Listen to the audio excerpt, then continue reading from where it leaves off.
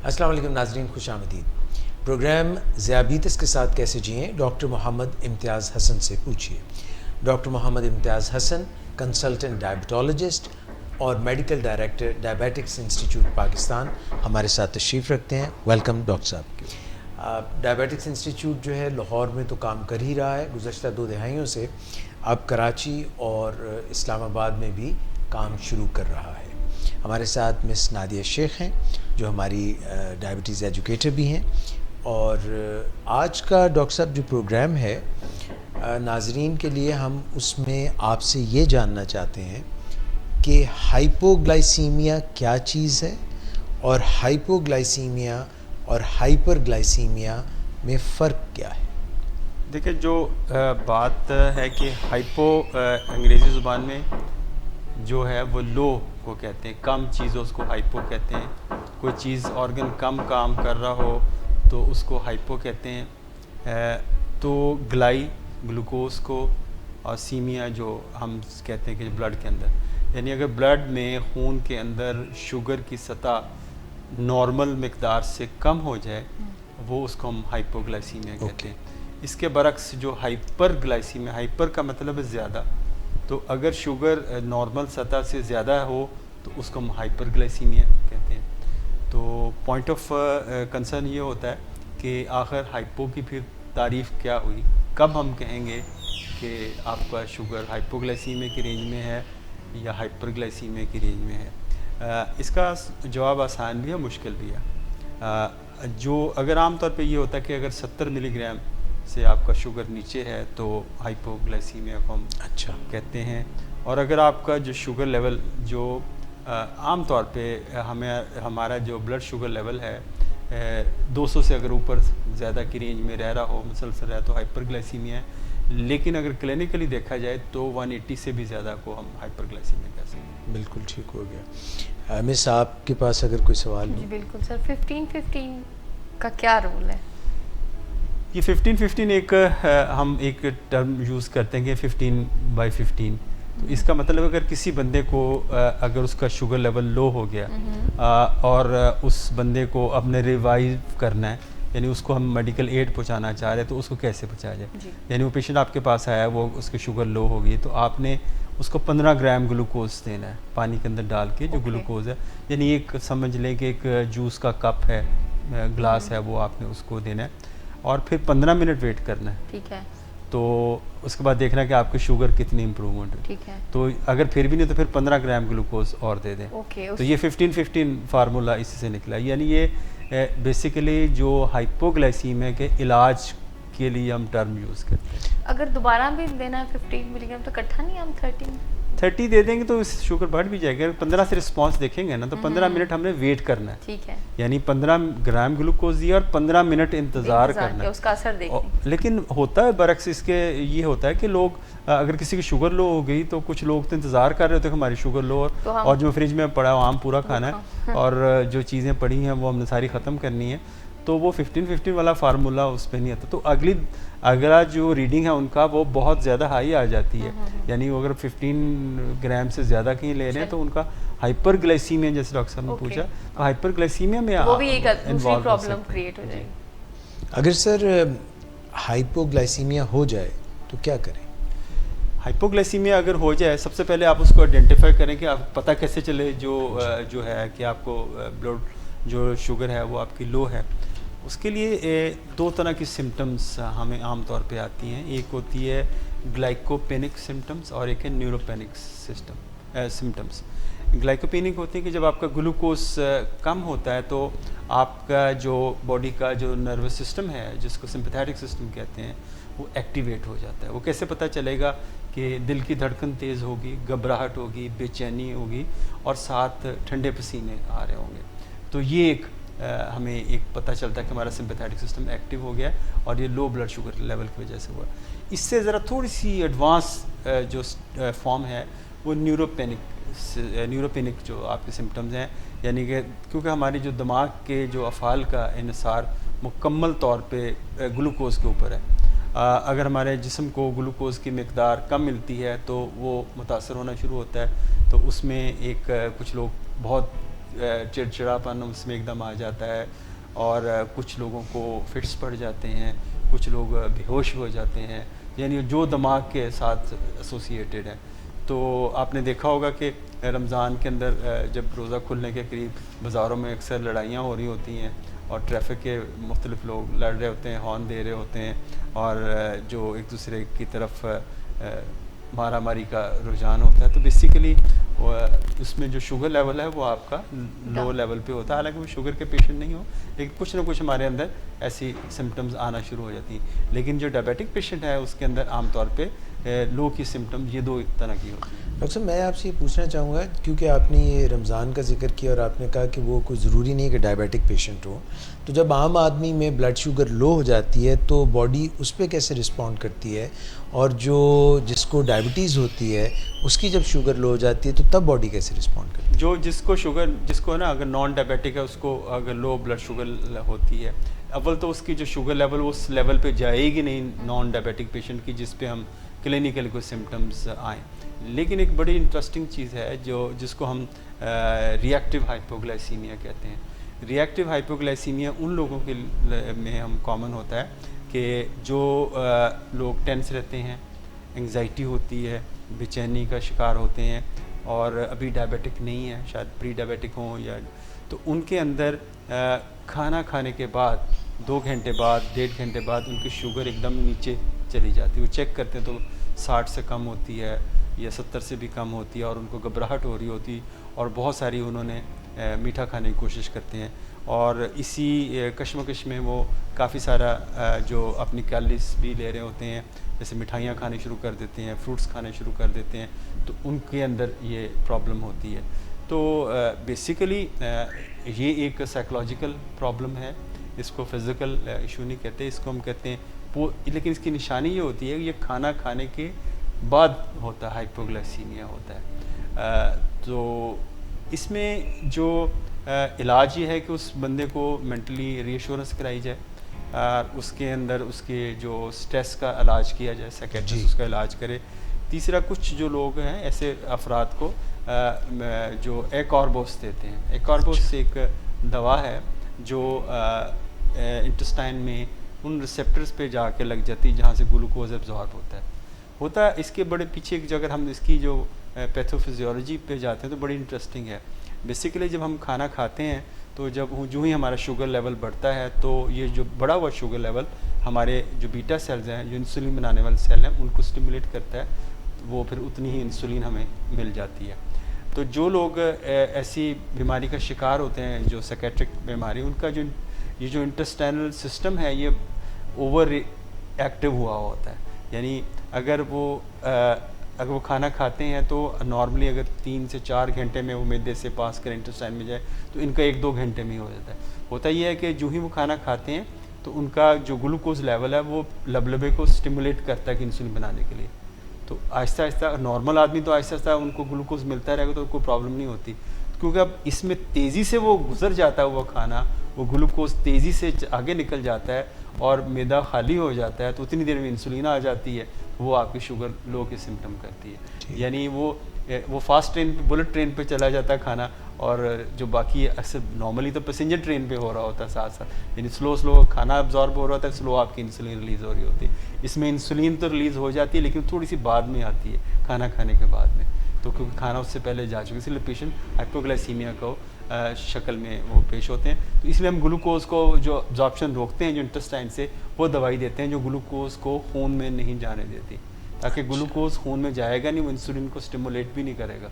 तो इस वजह से इसका एक इलाज इसका ये भी है।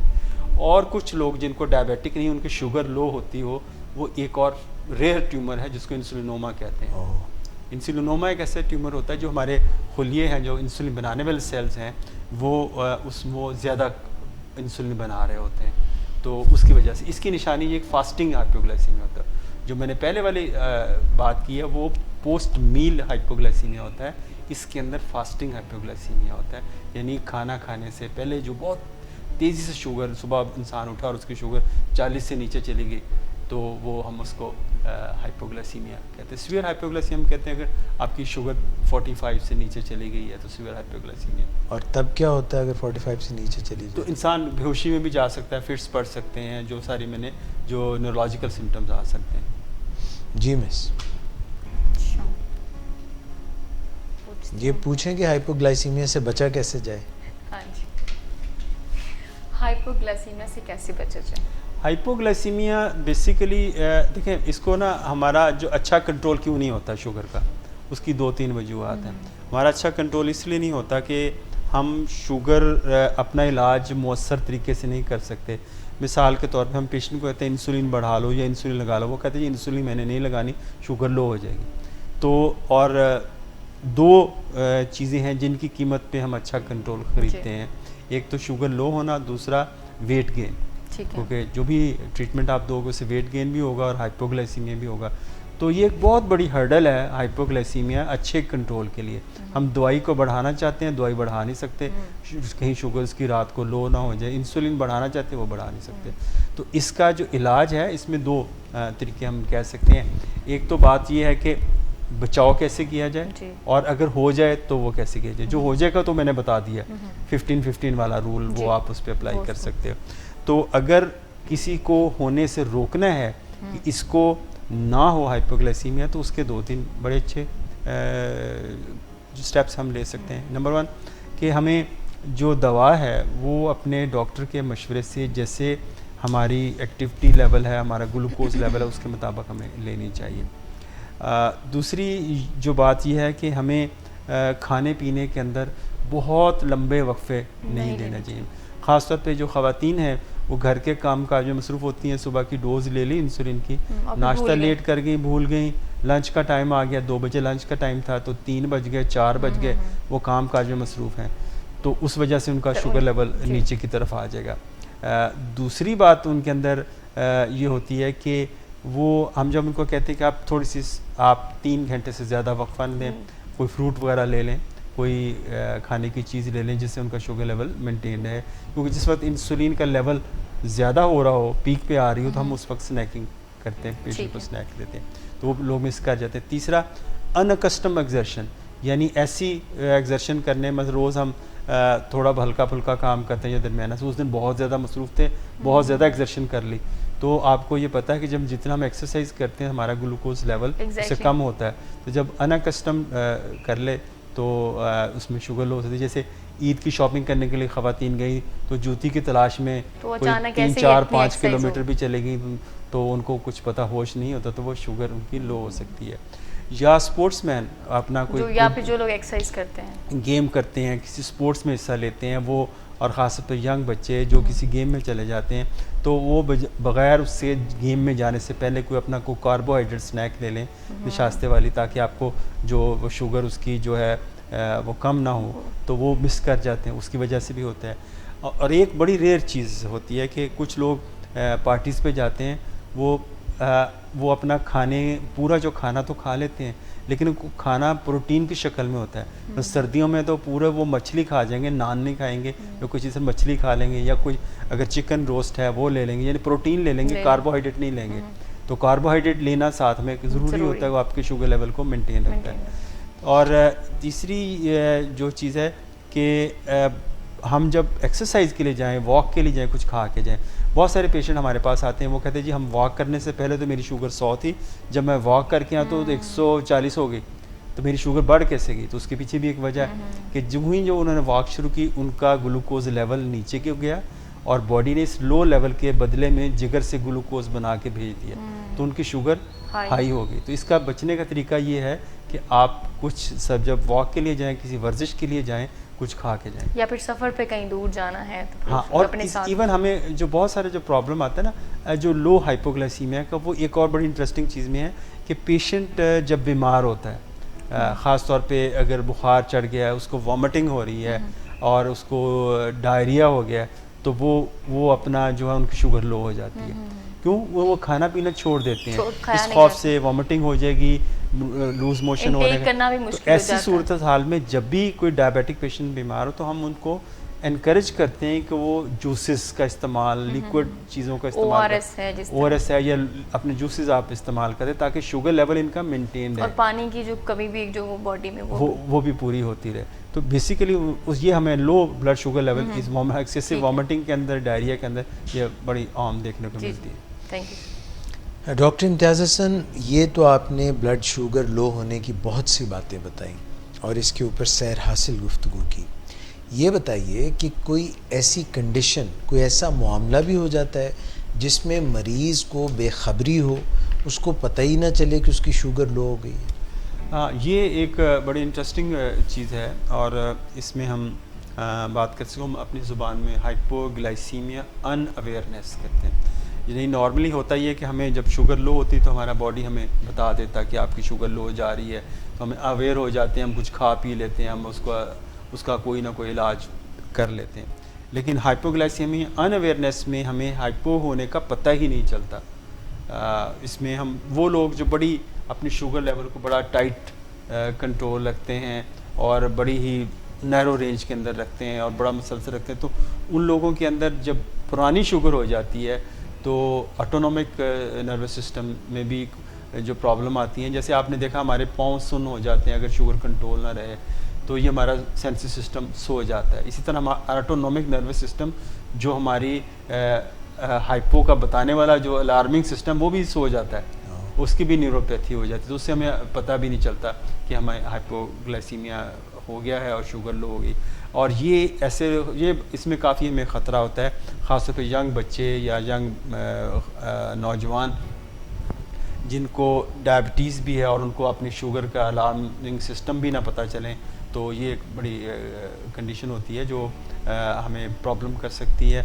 और इसमें जो इसका बचाव का तरीका ये है कि अपना शुगर लेवल अच्छा कंट्रोल में रखें और फ्रीक्वेंट स्नैकिंग रखें। और तीसरी जो चीज़ है कि इंसुलिन एनालॉग्स का इस्तेमाल करें, यानी ऐसी इंसुलिन है जो प्रेडिक्टेबल है, शॉर्ट एक्टिंग इंसुलिन है, थोड़े अरसे तक काम करने वो कर सकते हैं। और हम इसमें ये कर सकते हैं जो आजकल एक सिस्टम है जिसको हम CGM कहते हैं, कंटिन्यूस ग्लूकोज मॉनिटरिंग। कुछ लोग बाहर से लेके आते हैं, जैसे फ्री स्टाइल लिब्रा है, वो बाजू पे लगा लेते हैं, सेंसर लगता है, वो आपकी शुगर टेस्ट करता रहता है, वो आपको हाइपोज के भी बताता है कि रात को कहीं हाइपो हुआ, कब हुआ, नहीं हुआ, तो वो इस्तेमाल कर सकते हैं। चौथी चीज़ है कि जो हम कंटिन्यूस ग्लूकोज इन्फ्यूजन जिसको इंसुलिन पंप कहते हैं, उससे भी हम अगर यूज़ करें जो टाइप 1 के अंदर, उससे भी ऐसे पेशेंट में हाइपोग्लाइसीमिया अनअवेयरनेस के पेशेंट जो होते हैं उनको हम काबू में कर सकते हैं, उनके भी शुगर लेवल को हाइपो को ऑब्ज़र्व कर सकते हैं। अब जो दुनिया के अंदर जो आ गया हुआ है वो जो आर्टिफिशियल पैंक्रियाज जिसको हम क्लोज लूप सिस्टम है, that is commercially available but with high cost, like around $8,000 US dollars के साथ मिलता है।